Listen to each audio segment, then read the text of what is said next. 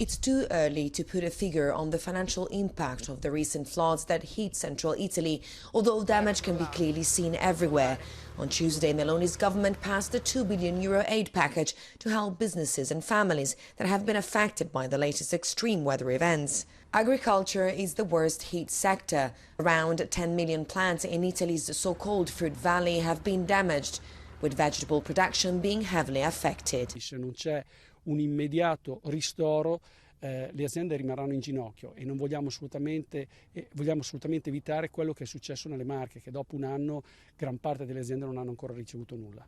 As you can see, water took over the whole area. Emilia Romagna is one of Italy's richest regions, and the impact of what has happened has raised questions about why funding allocated to counter hydrological instability has never been used.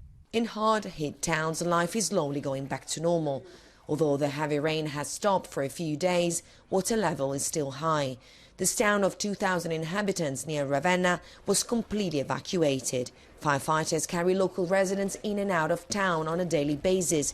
For some, this is the first time they were able to return to their homes to retrieve what they left behind. Sono entrato per la prima volta oggi in casa mia da giovedì.